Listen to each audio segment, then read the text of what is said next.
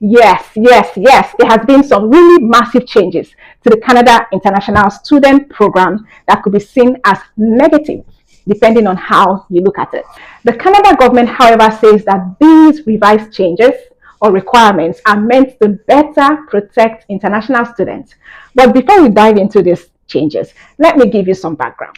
There has been speculations for several weeks that there would be huge changes to the Canada International Student Program, mainly based off the housing crisis and the fake admission letter saga that happened a few weeks ago. And we have all been waiting with bated breath and even speculating as to what those changes could be. And now we know. The truth is, while international students have contributed to life on campuses and innovation across Canada, they have also experienced some serious challenges, such as finding adequate housing as they pursue their studies in Canada.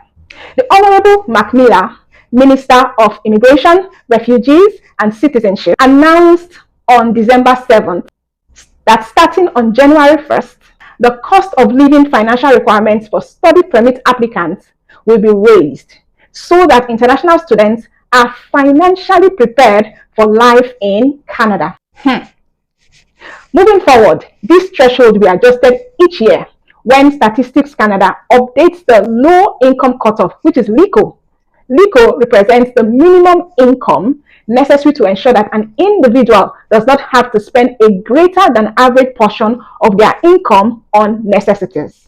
The cost of living requirement for study permit applicants has not changed since the early 2000s when it was set at 10,000 Canadian dollars for a single applicant.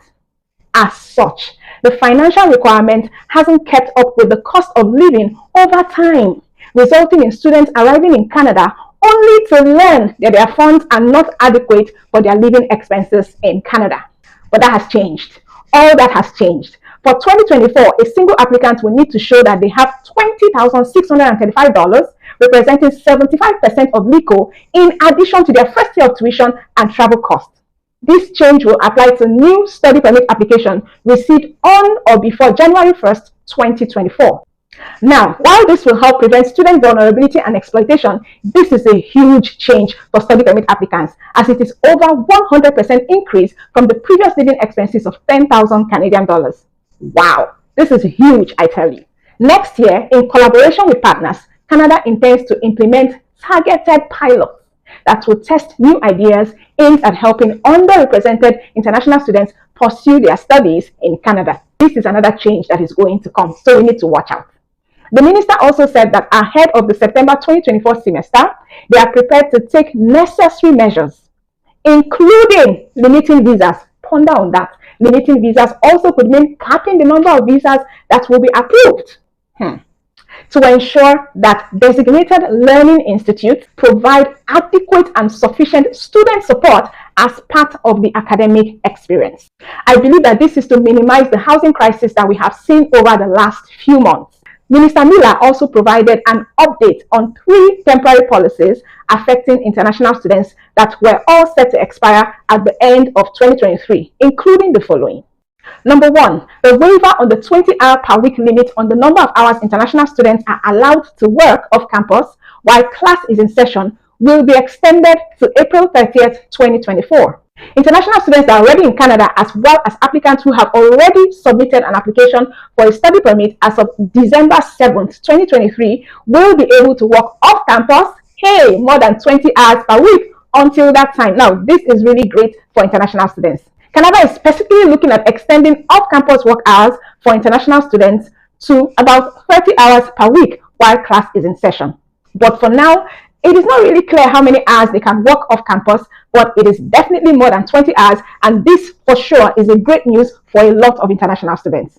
Number 2, the facilitative measure that has allowed international students to count the time spent studying online towards the length of a future post-graduation work permit, as long as it constitutes less than 50% of the program of study, will continue to be in place for students who begin a study program before September 1, 2024.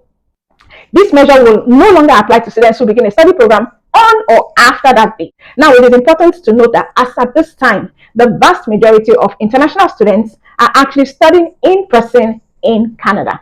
Number 3, also as a result of COVID, a temporary policy was introduced on three occasions to provide an additional 18-month work permit to post-graduation work permit holders as their initial work permit was expiring.